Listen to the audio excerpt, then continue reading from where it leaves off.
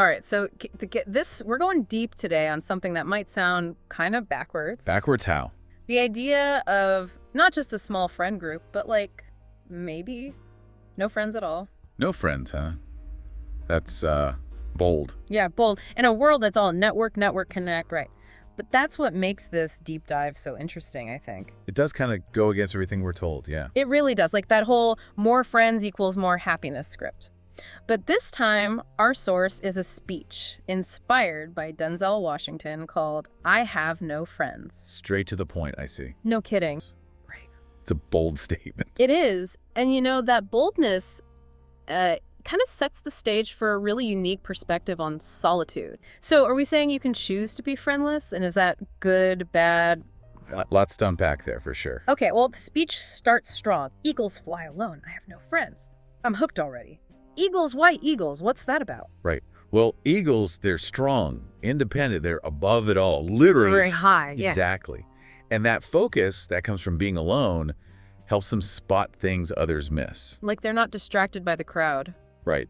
So maybe people comfortable alone are better at seeing those opportunities. Because they're not listening to all the noise. Could be.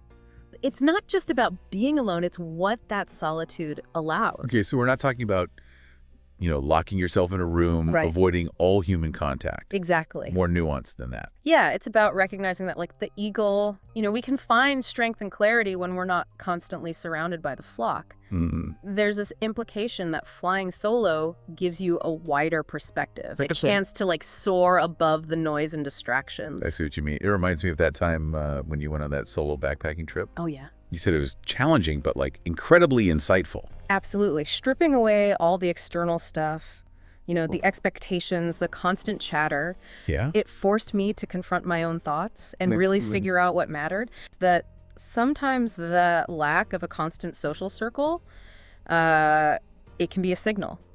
Like maybe it's time to reevaluate things, to figure out what you want out of life. Okay. Not what everyone else expects. That's interesting. Are we choosing our path? Or are we just following the flock out of habit? Okay, so it's about conscious choice. Right. And I'm guessing that's where this quiet strength comes in. The speech even says friends can be problems, testing limits, Not all friends, of course. Of course not. But it makes you think, which ones help us grow? Which ones hold us back?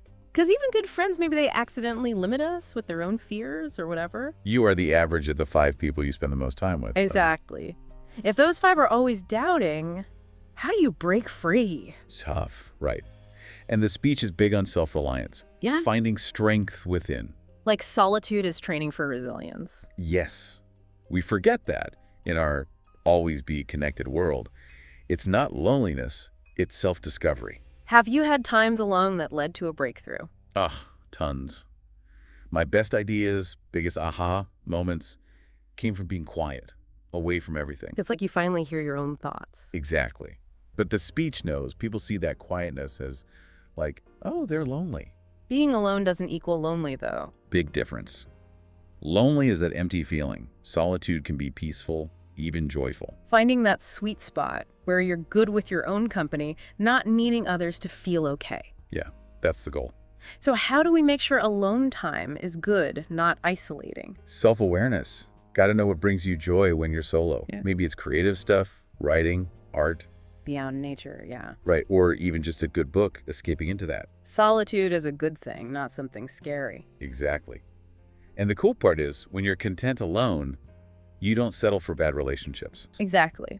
And that leads into another fascinating theme, authenticity. This idea that when you're not trying to constantly please or impress a large group of friends, you can connect more deeply with your true self. Yeah, it's like shedding a skin, right? Yeah. All those masks we wear to fit in, they start to fall away when you're not constantly seeking approval. Precisely. That this leads to a level of honesty and depth that's hard to achieve when you're always trying to maintain a certain social image. Okay. But let's be real, finding that self-worth when the world is shouting about popularity contests and follower counts, Yeah, that's a challenge. totally. I mean, how do you square that friendless, fearless, and fabulous attitude with a world that often equates value with the size of your social circle. They talk about finding beauty in places where others never thought to look, Okay. which I think is a beautiful metaphor. Yeah. It's about defining value on your own terms, finding meaning in things that might not be conventionally popular. So it's like that saying, one man's trash is another man's treasure. Yeah. What might seem insignificant to the crowd Yeah. could be a source of immense joy and fulfillment for you. Exactly. And embracing those unique interests, those things that make you tick, Uh-huh.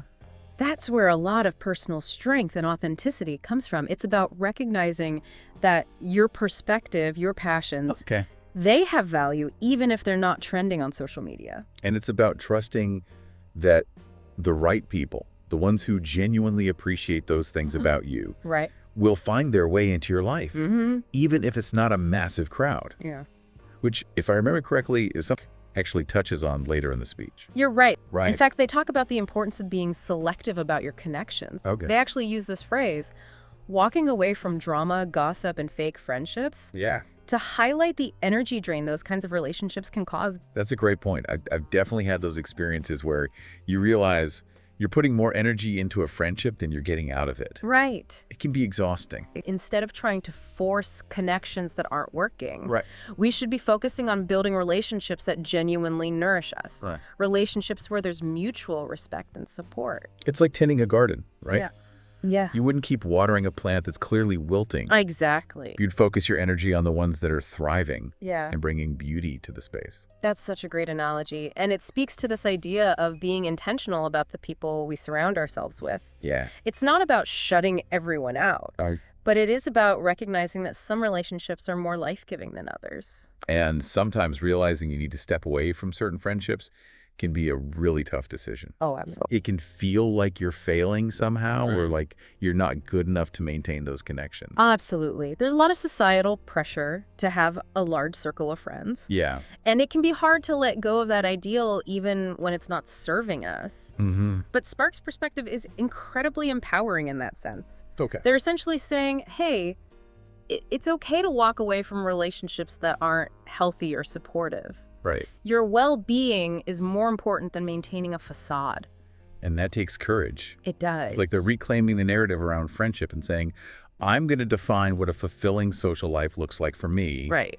Even if it goes against the grain of what society expects. Exactly. And that confidence, that self-assuredness, that's really at the heart of Spark's message. Yeah. Remember that final line of the speech? Yeah. I'm confident, content, and secure in who I am. Yes.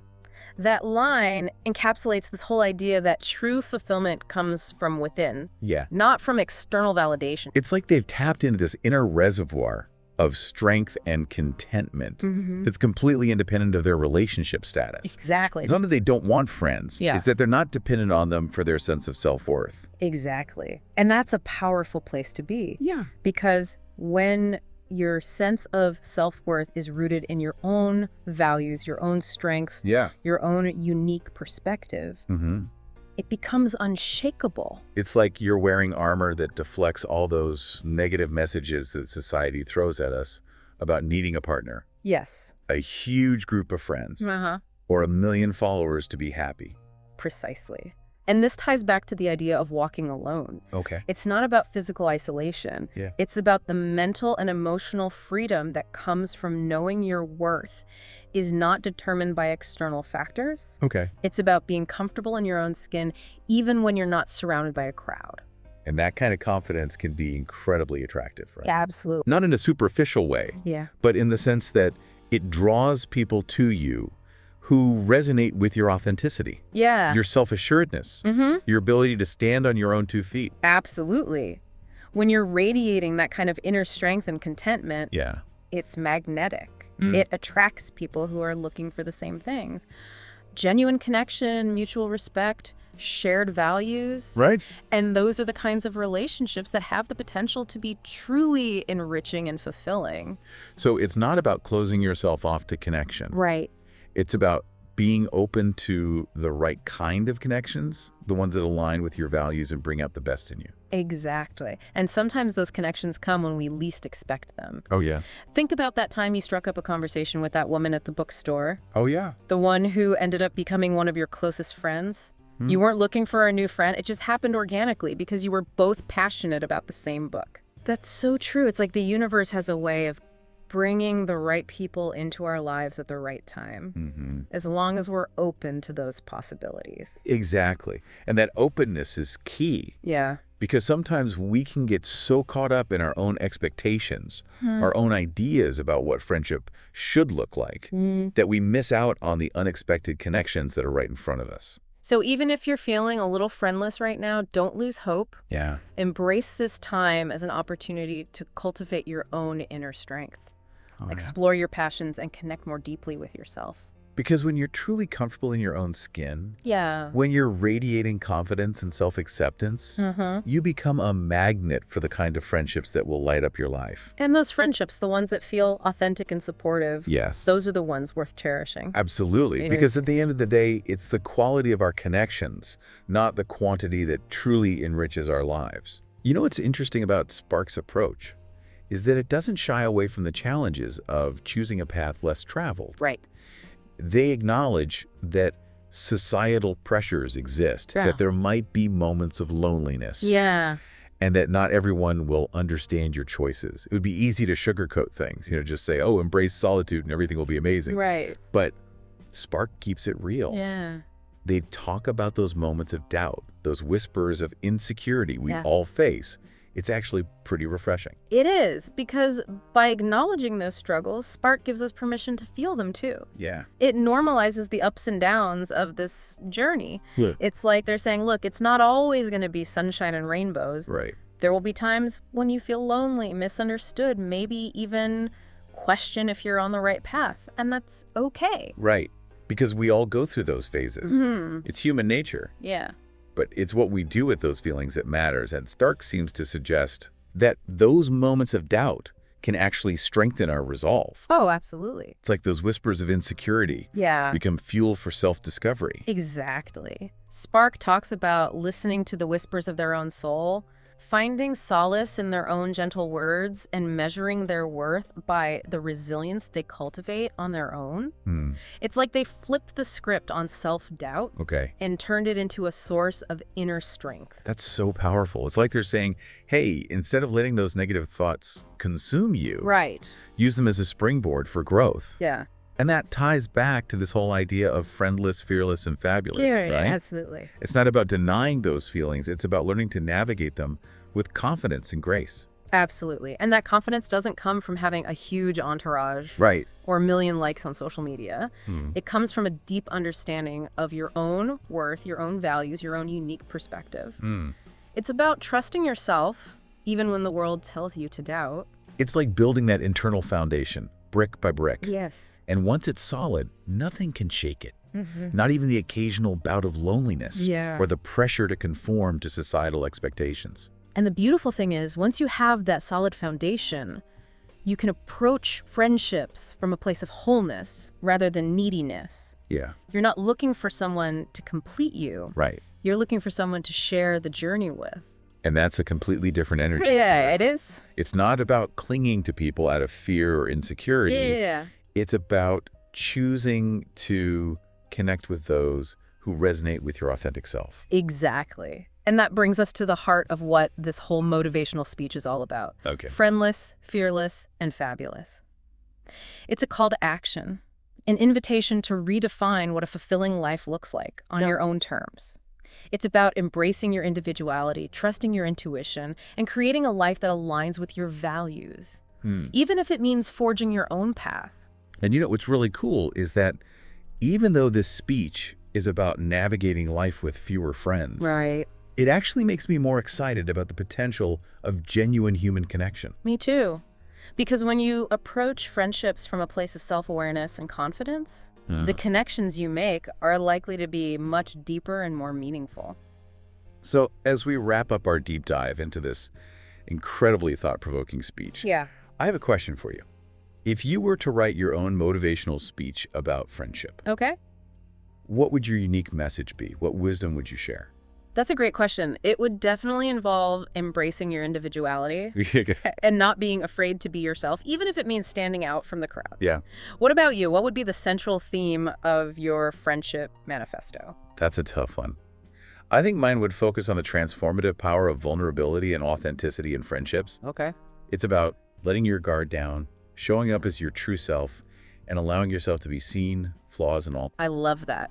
It's about creating a space where true connection can flourish Yeah, without judgment or pretense. exactly. And I think that's something we can all strive for in our friendships, Yeah. regardless of how many people are in our inner circle. Absolutely. Quality over quantity, always. Well, this has been an amazing deep dive. And to you listening, keep exploring these ideas. What resonates with you? What challenges your assumptions? Maybe even try writing that friendship manifesto we talked about. You never know what insights you might uncover about yourself and the power of human connection. Until next time, keep diving deep.